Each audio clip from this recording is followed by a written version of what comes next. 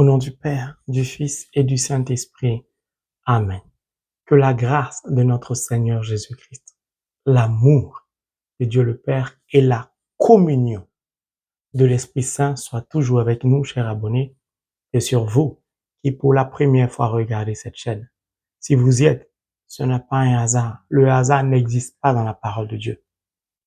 C'est le Saint-Esprit qui vous y a conduit, car Dieu veut certainement vous bénir. Si vous aimez la parole de Dieu comme moi, merci de vous abonner, d'appuyer sur le pouce levé et de partager cet enseignement. Je ne cherche pas une célébrité. Je cherche à ce que les personnes qui n'ont pas de connaissance ni compréhension de la parole de Dieu puissent y avoir accès. Cela va les aider à changer leur manière de prier, leur état d'esprit, pour que leurs conditions de vie puissent changer. Vous pouvez le faire. C'est pourquoi je vous invite toujours à partager mes enseignements avec des personnes en difficulté. Des personnes qui veulent connaître, comprendre, qui ont soif de la parole de Dieu. Que Dieu vous bénisse in the name of Jesus Christ. Amen. Virage dangereux le dernier, on n'a pas le temps à perdre. On y va directement. Deuxième partie de comment prier, dans quelles conditions être, entrer en cœur à cœur avec le Dieu Trinité, le Dieu 3 fois saint. Nous allons prendre le même texte, Matthieu chapitre 6, le verset 6, qui dit, je cite, « Mais toi, lorsque tu veux prier, entre dans ta chambre, à l'écart, ferme la porte, pour prier ton Père qui est là, dans cet endroit secret. Et ton Père qui voit ce que tu fais en secret te récompensera. » Mon frère, ma sœur, nous étions arrêtés sur cet endroit secret. Et la Bible nous dit clairement, ferme la porte pour prier ton Père qui est là. Dieu anticipe toujours sur notre venue. Lorsque je me rends au Saint-Sacrement, je ne vais pas à la rencontre de Dieu. C'est Dieu qui vient à ma rencontre. C'est lui qui m'y attend. Il est la première personne à toujours donner l'exemple. Quand tu prends la décision de prier et que tu te mets en position pour commencer à prier, ce n'est pas toi qui as décidé. C'est Dieu qui a suscité en toi ce désir. Tu n'as fait qu'accepter de te laisser conduire, c'est tout. C'est pourquoi la décision dépend de toi. Dieu nous aime tellement qu'il anticipe sur notre venue à cet endroit secret. C'est quoi cet endroit secret? Cet endroit dans lequel ton Père, c'est-à-dire Dieu, voit ce que tu fais. Puis, il te récompense. En réalité, le Saint-Esprit, Proverbe 20, verset 27, le souffle de l'homme est la lampe de l'Éternel en nous. Dans cet endroit secret, c'est le Saint-Esprit qui te rend transparent aux yeux de Dieu et qui permet ainsi à Dieu, en fonction du niveau de consécration de ta vie, en fonction de ton mode de vie, en fonction de la pureté de l'état de ton cœur, te récompense. Dieu t'attend en premier. Il est le premier à avoir un projet pour toi. C'est le premier à vouloir te bénir. Tout est déjà arrêté pour toi. Tu n'as rien à faire. Alors demande-toi pourquoi tu tardes, pourquoi tu hésites, pourquoi tu doutes, pourquoi tu n'es pas sûr de toi, pourquoi tu as du mal à t'engager avec celui qui est prêt à te bénir. Ne t'étonne pas si ta vie ne change pas. Ne t'étonne pas si ta condition de vie ne change pas. Tu sais tout. Et ça, c'est notre secret. Nous les baptisés, en Dieu, nous voici notre secret. C'est quoi le secret? Certaines personnes ont ce qu'on appelle will, testament. Je pense que c'est ça, l'héritage, le testament. Qu'ils mettent dans un confort qu'ils ferment. Ils ne le disent à personne. Le code, ils ne le disent à personne, ils ne le donnent à personne. C'est leur secret. Oui, ils gardent ça dans un endroit secret. Tu travailles. Il est facile pour toi de dire, je suis directeur ou directrice, je suis vice-président, je suis manager, je suis chargé de mission à l'international, je suis ministre, exceptionnel, je suis ainsi de suite, travaille dans une institution internationale, il est très facile de donner son titre. C'est le monde d'aujourd'hui. On ne considère les gens qu'en fonction de leur rang social. Mais il est très difficile de dire à quelqu'un son salaire. Je suis vice-président de telle compagnie, de telle institution internationale. Ça s'arrête là. La personne ne va jamais aller plus loin pour dire, je suis vice-président et voici le salaire que je gagne. C'est tout à fait normal. Mais au moins, il partage cela avec son âme sœur. Soit son mari, si c'est une femme, ou soit sa femme, si c'est un homme. Tu as une carte bancaire, il y a un code secret. Ton code secret, tu ne le partages pas à tes amis. Mais tu as au moins une personne peut-être ou deux qui savent ce code secret. Surtout si tu es marié. Donc, vous qui êtes marié, qui ne voulez pas partager les choses avec votre partenaire à qui vous êtes marié, revoyez-vous. Parce que moi, j'ai du mal à comprendre. Si vous êtes une seule chair, pourquoi vous avez plusieurs comptes bancaires? Pourquoi chacun a son salaire à part? Pourquoi chacun envoie à la fin du mois un peu, puis on paye les factures? Vous êtes un couple. Vous êtes censé être une seule chair, mais vous agissez en double. Allez-y comprendre parfois comment nous, les chrétiens, on ne comprend pas les choses de la vie spirituelle. Quand on est un, on est un. Ton salaire, le salaire de ton mari, de ta femme. La personne qui t'a épousé ou que tu as épousé. Ton compte bancaire est son compte bancaire. Ton téléphone portable est son téléphone portable. Ton mot de passe des réseaux sociaux, c'est le mot de passe de ton partenaire. Tu te reproches quoi et puis tu verrouilles ton téléphone, ton partenaire, c'est pas ton code des réseaux sociaux, tu caches. Pourquoi? Parce que tu te reproches quelque chose. Voilà. Moi, je dis la vérité. D'ailleurs, je dis à ma femme, quand je sors le véhicule, prends ton téléphone, elle me géolocalise. Pourquoi? La personne que j'ai épousée doit être la seule, ou du moins la première personne, être capable de répondre de mon absence, pardon, de dire où je suis. S'il m'arrive quelque chose, ça doit être la seule personne qui est capable de dire, avant qu'il meure, voici ce qu'il a dit. Et vous êtes marié, vous êtes un couple, et puis vous vous cachez les choses où tout est divisé en vous, chacun son compte, chacun sa carte bleue. Mon agent est son agent. Le ministère que Dieu m'a confié est son ministère. On est un. Quand je communie, elle communie. Qu'elle communie, je communie. Nous sommes un. Il n'y a pas à faire de dire je suis bien qu'elle, elle est bien que moi, ça n'existe pas. Qu'on a une seule chair. Je vous dis la vérité. Parce que beaucoup de chrétiens sont baptisés, mariés à l'église. Ils ont un comportement du monde. Ils ont un comportement charnel. Ils se divisent sur les biens matériels. Voyons le notaire, on va faire séparation des biens. On dit vous formez une seule chair, vous voulez séparer quoi? Tu peux te séparer de toi-même. Bref, c'était une parenthèse. C'est un clin d'œil au couple pour dire unissons-nous véritablement, conformément à la parole de Dieu. Parce que nous sommes unis au Christ par le sacrement du mariage. C'est pourquoi tout le monde n'est pas marié à l'église. Tout le monde peut se marier à la mairie ou coutumièrement, mais à l'église, c'est pas donné à tout le monde. Si beaucoup de couples aujourd'hui sont en rupture, c'est parce qu'ils ont manqué à ça, au secret de leur sacrement du mariage, à la parole de Dieu. Ils n'ont pas confirmé leur sacrement à la parole de Dieu. Le couple n'a pas marché en fonction de la parole de Dieu. Ils n'ont pas écouté l'esprit de conseil. Ils ont suivi la chair. Personne, aucun couple qui est attaché à la parole de Dieu peut être fissuré. Ce n'est pas possible. Je n'ai pas dit le diable va vous attaquer. D'ailleurs, ce sera son rôle de vous attaquer. Il ne pourra jamais vous vaincre. Que Dieu fortifie tous les couples qui sont mariés à l'église. In the name of Jesus Christ. Amen. Donc, ton code secret, tu ne le partages pas. Bon. Ton salaire, tu ne le partages pas. Parfois, tes projets, tu ne parles pas de tes projets à tout le monde. Parce qu'on peut voler tes projets. Tu gardes certaines choses secrètement. Ou certaines personnes disent, ça c'est le secret de ma vie, je vais mourir avec. Bon, si tu fais de l'argent, ton salaire par exemple, le code de ta carte bleue, un secret, pourquoi penses-tu que tu ne peux pas, Dieu n'a pas le droit de te dire, tu dois le rencontrer dans un endroit secret? Un. Deux, ton salaire, tu dis à au moins une personne. Pourquoi? C'est avec elle que tu partages ta vie.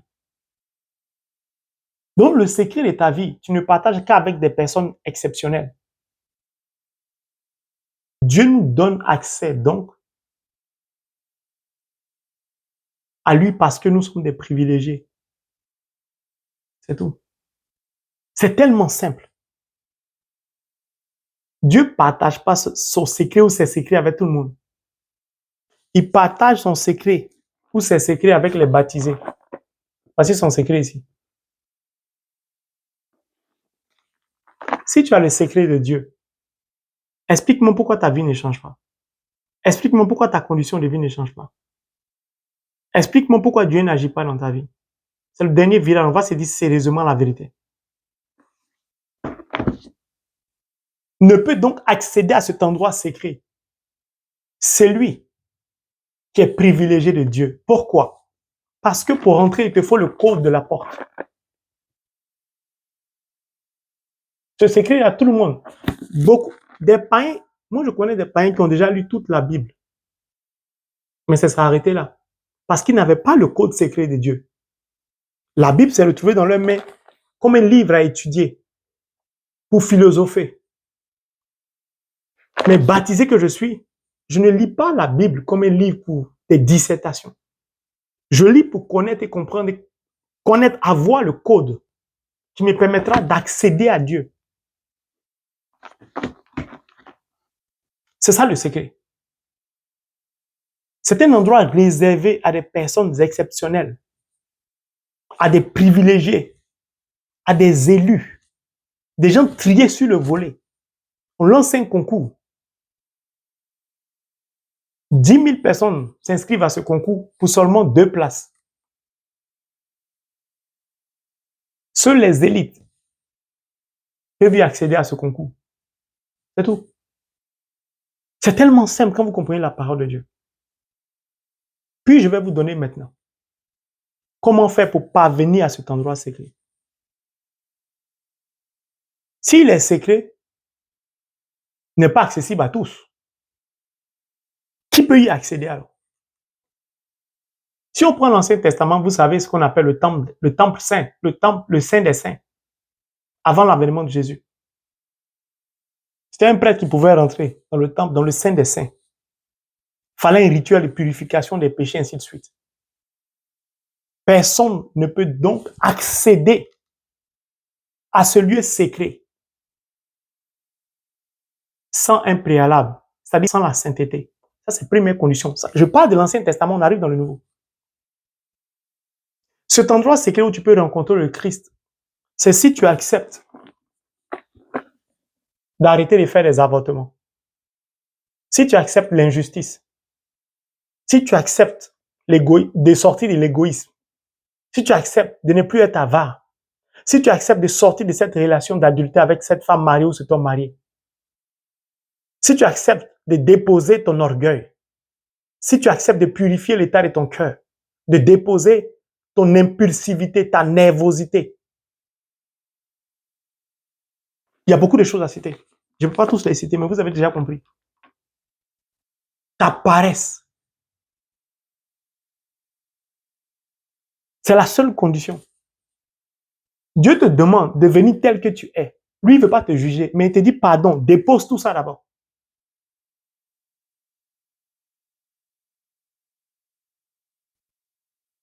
Alors, je t'invite à aller te confesser. Je t'invite après un moment de jeûne, 3 jours, pour implorer la miséricorde de Dieu, pour demander pardon à Dieu, si tu ne peux pas aller te confesser. Peut-être ta condition de vie ne te permet pas de te confesser.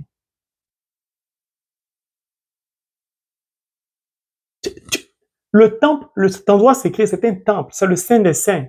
Dieu est saint. Dieu ne peut pas habiter dans un endroit qui n'est pas saint. Tu ne peux pas accéder à Dieu sans la sainteté, sans la pureté. Ce n'est pas possible. C'est pourquoi beaucoup de personnes n'y parviennent pas. Pourtant, ils sont baptisés, confirmés. Leur mode de vie, leur comportement, ce qu'ils font n'est pas compatible à cet endroit secret. Donc, ils font semblant d'y être alors qu'ils n'y sont pas. C'est réservé à des élites, à des VIP, à des personnes privilégiées. On n'y entre pas n'importe comment, à n'importe quel prix. Car lorsque tu vas là-bas, Dieu y est présent. Il est pur, il est saint. Puis, c'est pour être béni. On ne sort pas de cet endroit secret sans être béni. Ce n'est pas possible. Donc, arrête de commettre beaucoup de péchés. Arrête de mépriser l'autre. Arrête les falsifications. Arrête de mépriser. Arrête. Tout ce que tu fais qui ne plaît pas à Dieu, tu le sais. Et Dieu t'a déjà interpellé là-dessus.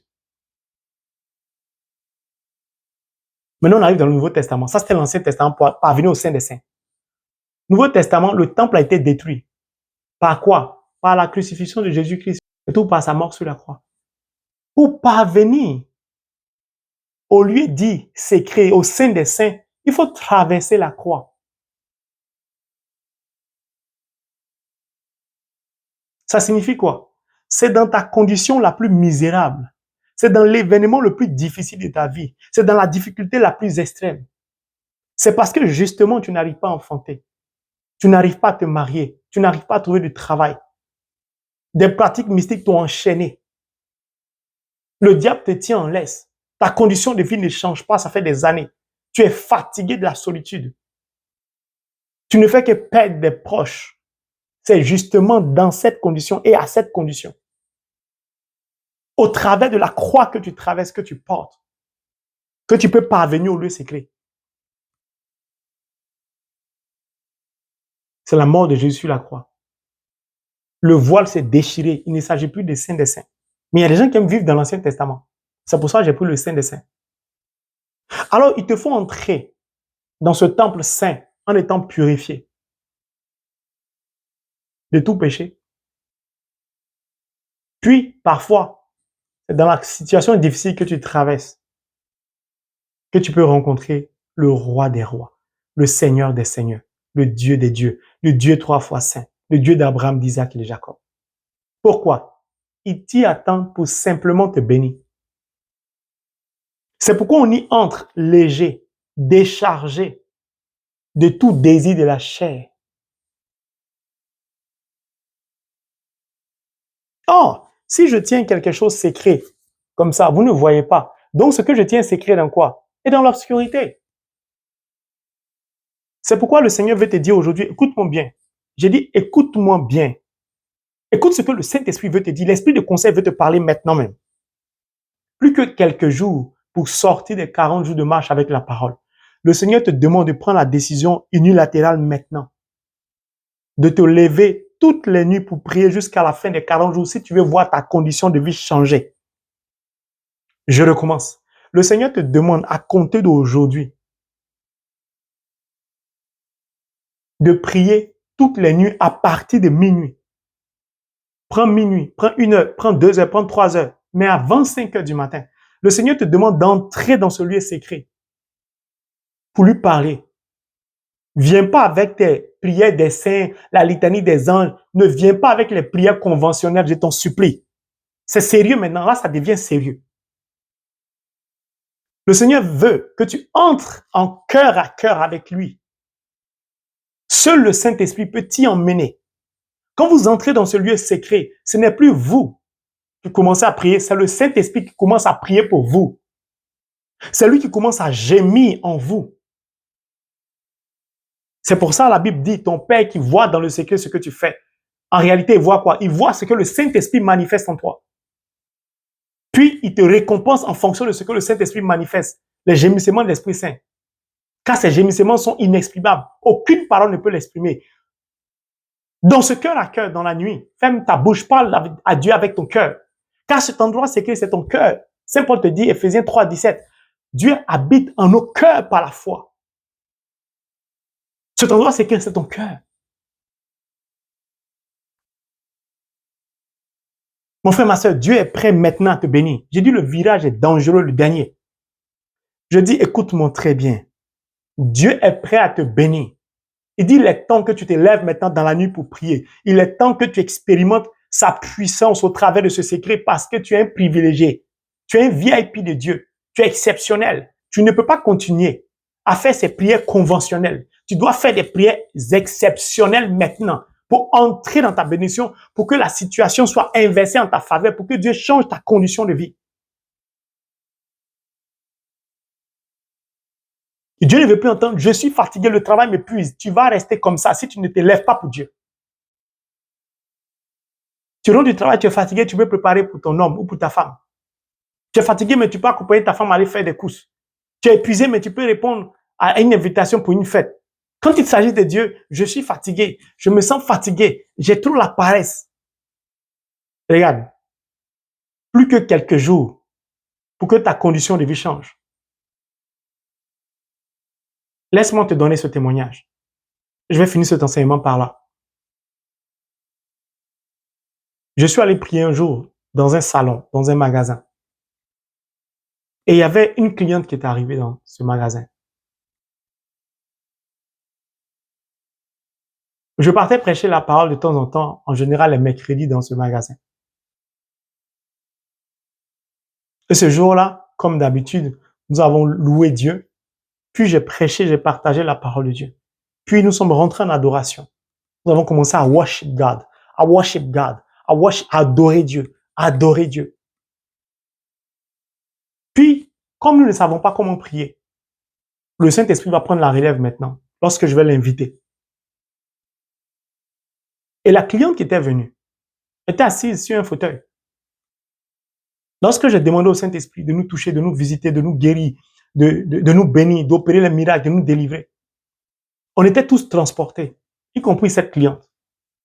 Puis, comme c'est moi qui dirigeais la prière, je demandais à ce qu'on ferme les yeux parce que c'est dans le secret que Dieu agit.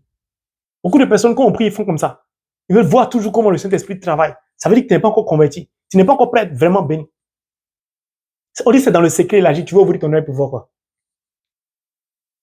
Puis je vais contempler la puissance de l'Esprit Saint se déployer dans ce magasin. Toucher des gens. Puis je vais remarquer que la cliente qui était assise dans un fauteuil s'est affaissée. C'est-à-dire, c'est comme si elle est tombée dans un coma. C'est comme si elle était morte. Ses bras sont tombés seuls. Sa tête est partie en arrière seule. Ses pieds, c'est comme si elle était morte. Inactive. Je ne vais pas me laisser distraire. Je vais continuer à worship. J'ai compris que quelque chose se passait dans sa vie. Puis nous allons finir. La prière, je vais partir. La cliente va rentrer chez elle, ainsi de suite. Elle va revenir le lendemain. Ou le surlendemain, je ne me rappelle plus trop exactement. C'était un mercredi. Quand elle va venir, elle va rendre le témoignage. Elle va dire, quand je commençais la prière en son cœur, c'est qui se plaisantait. C'est quelle prière il veut faire. Il va nous fatiguer, les gens nous fatiguent, il veut prêcher partout la parole. C'est elle qui le dit. Hein. Cette cliente, cette dame, c'était une dame musulmane. Je recommence. C'était une dame musulmane qui, en son cœur, pendant que moi je prêche la parole de Dieu, dans le secret de son cœur, elle m'insultait. Elle me méprisait. Comme c'était dans le secret de son cœur, moi je n'y avais pas accès. Mais je suis rempli de la plénitude de la divinité. Elle a en elle, même si elle est musulmane, le souffle que j'ai. Or, son souffle qui est en elle est la langue de l'Éternel, Proverbe 20, 27. C'est ce même souffle qui est en moi. Donc, quand elle me critiquait dans le secret de son cœur, la plénitude de l'esprit qui est en moi, voyez ce qu'elle me disait. Et partait rapporter à Dieu. Voici comment elle méprise ton serviteur. Comme Dieu a en horreur les gens qui insultent son serviteur, ou les serviteurs de Dieu, les servants de Dieu. Les gens qui les méprisent. Dieu va la plonger. C'est dans le secret, mais insulter, non. Il va la plonger dans le secret de l'obscurité. Dans un coma profond. Dans un sommeil comateux, comme on le dit. Puis vous savez ce que Dieu va faire. Cette personne, cette dame, était malade. Elle avait des problèmes d'yeux. Je sais pas, la cataracte. On devait l'opérer, je sais pas, le lendemain ou dans 2 jours. Dieu va anesthésier cette femme, la plonger dans un sommeil comateux. Dieu va l'anesthésier. Elle va dormir. Dieu va opérer ses yeux. Quand elle va sortir de l'anesthésie, c'est-à-dire du sommeil comateux, elle va partir. Elle ne comprend pas ce qui s'est passé, mais elle a gardé le silence. Elle a une très bonne attitude. Et moi, je savais ce qui s'était passé. Je savais que quelque chose s'était passé, mais je ne savais pas que cette femme était malade. Je ne lui ai pas posé de questions. Le Saint-Esprit m'en a empêché. Elle va venir témoigner lorsqu'elle est partie. Il s'est fait opérer les yeux. La dernière visite, et puis ils vont opérer. Celui qui devait opérer, le docteur lui dit, mais tu es guéri, c'est bizarre, on ne voit rien. Il n'y a rien à enlever dans tes yeux. Bien sûr que l'esprit va lui rappeler, elle va se souvenir qu'hier j'étais à une prière. Je suis tombé, je ne comprends pas, mais j'ai senti que quelqu'un est en train d'opérer mes yeux. Elle va comprendre que ce petit endroit, ce petit magasin où on priait, nous étions peut-être 10 ou 12, ce pauvre serviteur de Dieu que j'ai méprisé, cette prière qu'il a faite, en réalité, n'était pas une prière banale, anodine, poussée par le Saint-Esprit à revenir sur le lieu du crime où elle m'a insulté. Elle va venir rendre son témoignage. Que Dieu l'a guéri. Alléluia. Dans le secret de son cœur, elle m'a insulté. Dans le secret de son cœur, Dieu est venu l'opérer. Il est venu la guérir. Puis elle va témoigner de la puissance de l'Esprit de Dieu. Mon frère, ma soeur, j'étais choqué de savoir que quelqu'un m'insulte. J'ai fait quoi? Je n'ai fait que prêcher la parole partagée. Et tu m'insultes. Le résultat, pour qu'elle soit opérée, elle m'a méprisé, elle m'a insulté. Vous avez vu l'amour de Dieu, la compassion de Dieu. Dieu n'a pas tenu compte de ces insultes à mon égard. Dieu lui a témoigné de son amour, que même si tu es musulman, moi, l'Éternel Dieu, je peux te guérir. C'est ce témoignage que j'ai voulu partager avec vous. C'est uniquement dans le secret que Dieu peut vous bénir. C'est pourquoi lève-toi la nuit pour prier. Si tu veux voir ta condition de vie changer, regardez Bartimée. Si vous prenez, ne me dis pas que tu es âgé. Laisse-moi te dire. Tu lis Luc chapitre 2, verset 37, ou je vais commencer par 37. Il s'agit de qui? Anne. Il y avait aussi une prophétesse, Anne, fille de Phénuel, de la tribu d'Azer. Elle était fort avancée en âge et elle avait vécu 7 ans avec son mari depuis sa virginité. Restée veuve et âgée de 84 ans, elle ne quittait pas le temple et elle servait Dieu nuit et jour dans le jeûne et dans la prière. Elle a 84 ans. Elle jeûne, elle prie. Elle est restée au temple après la mort de son mari. C'est-à-dire elle est restée connectée à Dieu. Pourquoi tu veux parler de ton âge? C'est quel sommeil toi tu es? Elle est veuve. Elle jeûne et prie. Elle a fait de Dieu le centre de sa vie. Et tu es étonné qu'à la naissance de Jésus, elle a prophétisé sur lui. Je vous dis, la vie spirituelle, ce n'est pas un jeu, c'est une décision personnelle qu'on prend. Elle a 84 ans. Toi, tu as 20 ans, 25 ans, 30 ans. On ne peut pas respirer. Dieu te dit, viens le servir. Dieu te dit, abandonne-toi à lui, tu réfléchis. Mais moi, tu veux... Toi, tu sais parler français avec Dieu. Tu maîtrises l'anglais que Dieu. Tu maîtrises la langue russe, le chinois, tu maîtrises que Dieu. Pardon, abaisse-toi un peu. Écoute la voix de Dieu. Maintenant, regardez Bartimée. Vous connaissez Bartimée, Marc chapitre 10, à partir du verset 46, lisez. Bartimée aveugle, il est recouvert d'un manteau. Et il est plongé dans une double obscurité. Il entend que Jésus passe. Il entend.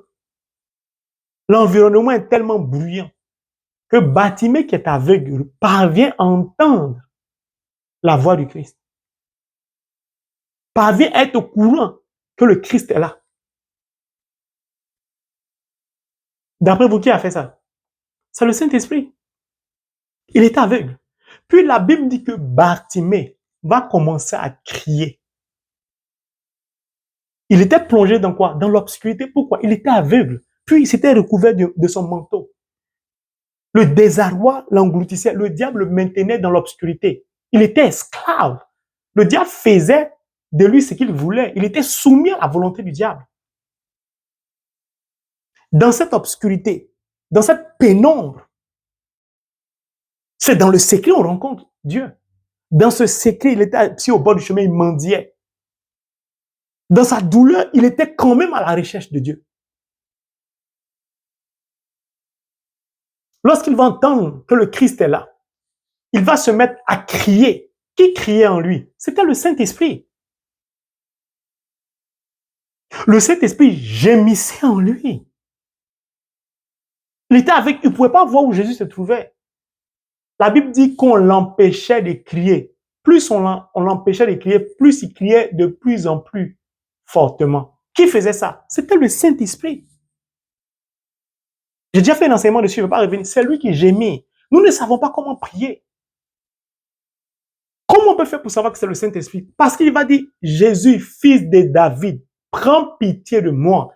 Priez de la miséricorde. Le bâtiment aveugle connaissait la miséricorde. C'est le Saint-Esprit, quand nous prions, nous commençons à prier, à parler, qui change notre langage charnel en langage surnaturel. Le Saint-Esprit connaît le cœur de Jésus. Le Saint-Esprit sait que la Trinité, le triptyque, le cœur compassionnel, miséricordieux et rempli d'amour du Christ. Tu touches le cœur cryptique de Jésus, de Dieu. La réponse est quasi automatique. C'est pourquoi je te dis, lève-toi dans la nuit. Puis, laisse tes prières des saints, cœur à cœur avec lui. Parviens à t'élever par la puissance de l'Esprit qui est en toi pour toucher le cœur de Dieu afin que tu sortes de cette nuit avec toutes tes bénédictions. Bartimée, lui, n'a pas fait une prière conventionnelle. Il n'a pas récité 1000 Ave. Il n'a pas récité 1000 rosaires. Il n'a pas récité la miséricorde divine. Il a vécu la miséricorde divine. On médite les 4 mystères au travers du rosaire. C'est pas une récitation, c'est pas un poème qu'on récite le rosaire. Quand tu es face à des difficultés insurmontables, à une misère incessante, à une souffrance inexplicable, tu veux parler de quoi à Dieu? C'est quelle prière conventionnelle tu veux faire? Tous les jours, tu récites le rosaire. Tous les jours, tu lis la parole de Dieu. Tous les jours, tu fais la litanie des anges. Tous les jours, tu récites l'angélus. C'est déjà bien. Mais face à une difficulté exceptionnelle, il te faut une prière exceptionnelle. C'est pourquoi beaucoup de chrétiens ne voient pas leur vie changer, leurs conditions de vie, parce qu'ils font toutes les litanies depuis 30 ans, rien ne change, ils n'ont pas encore compris qu'à un certain moment, il faut un cœur à cœur. Et ce cœur à cœur, ça ne s'exprime pas avec des mots. Ça s'exprime avec le cœur à cœur, avec le Christ. Et c'est le Saint-Esprit qui parle à notre place. C'est une attitude, c'est un comportement. Alléluia, sors de ta situation, je t'en supplie. Bartimée, lui, n'a pas adressé une prière à Dieu conventionnelle. Le Saint-Esprit lui a appris. Par l'Esprit de conseil lui a dit, il y a triptyque. L'amour, la miséricorde, la compassion. C'est le secret que je te dis. Quand l'Esprit de conseil a donné ce conseil à Bartimée, l'Esprit de conseil est suivi de quoi? Ou de quel esprit? Il est suivi de l'esprit de force. Bartimée a eu donc la force de crier encore plus fortement. Plus on essayait de l'étouffer, plus il criait plus fortement. Plus on l'étouffait, plus on voulait le maintenir dans une triple obscurité. Parce qu'il était aveugle, il était déjà dans l'obscurité. Il était recouvert de son manteau et puis maintenant les mains humaines veulent l'empêcher. Comment on peut fatiguer quelqu'un? On peut l'enfermer dans 3 obscurités différentes, dans 3 niveaux d'obscurité différents. On veut le tuer, on veut l'anéantir. C'est comme ça le diable veut te faire.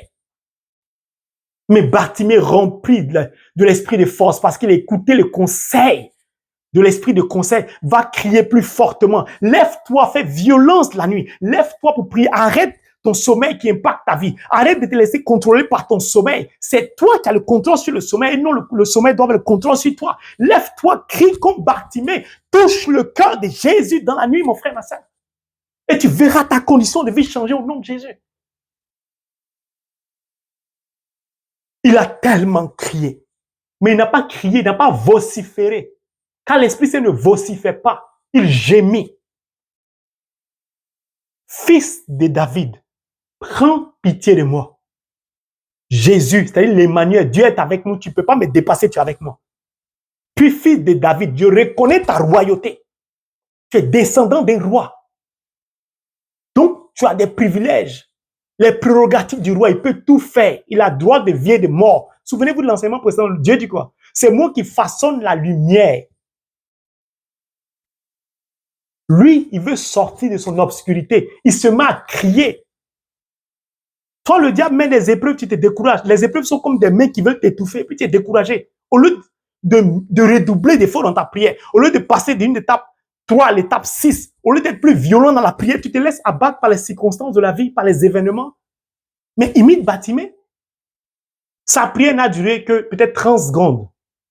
Ce n'est pas une prière conventionnelle. Sortez de certaines prières conventionnelles, je vous en supplie. La Bible dit, Jésus s'est arrêté. Face à l'Esprit Saint, Jésus peut passer. Pourquoi? Il est revêtu de l'Esprit. L'Esprit connaît l'Esprit.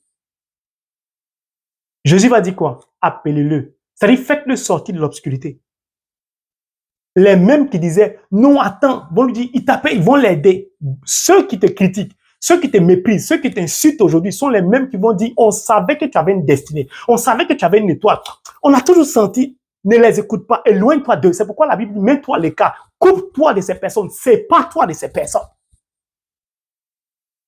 Maintenant, de vous à moi, Bartimée aveugle, comment il a fait pour parvenir jusqu'auprès de Jésus? Puisqu'il ne voyait rien, il était dans l'obscurité. C'est simplement le Saint-Esprit qui l'a pris par la main, qui l'a conduit vers le Christ. Puis quand vous avez le Saint-Esprit, vous ne demandez pas n'importe quoi à Dieu.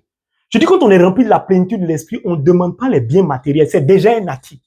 Bartimée a dit à Dieu, à Jésus, quand Jésus lui a dit, que veux-tu que je fasse? Il dit, fais que je voie de nouveau. Il n'a pas demandé une maison, un immeuble, un mari, une cérémonie, tout ce que vous voulez, des diplômes, des je ne sais pas quoi. Il a cherché quoi? Sa liberté d'enfant de Dieu. Car s'il parvient à être libre, il peut tout obtenir de Dieu. Quand on est rempli de l'Esprit Saint, on ne demande jamais les biens matériels. C'est un acquis. Mon frère, ma soeur, Bartimée a été récompensé parce qu'il est parvenu à Dieu. Le Seigneur t'invite à parvenir jusqu'à lui au travers de la prière de la nuit. Je m'adresse à toutes ces personnes qui vivent des situations difficiles. Ce message est pour vous. Que Dieu donc étende sa main afin de vous bénir. Que la plénitude de l'Esprit Saint vous remplisse. Que vous preniez la décision maintenant, avant la fin des 40 jours, de prier à une heure fixe à partir de minuit, 1 heure ou 2 heures du matin. De prendre 30 minutes de cœur à cœur. Et vous allez voir la puissance de Dieu se manifester dans votre vie, in the name of Jesus. Et votre condition de vie va radicalement changer. Je vous le dis parce que c'est un message de Dieu. Au nom de Jésus. Amen.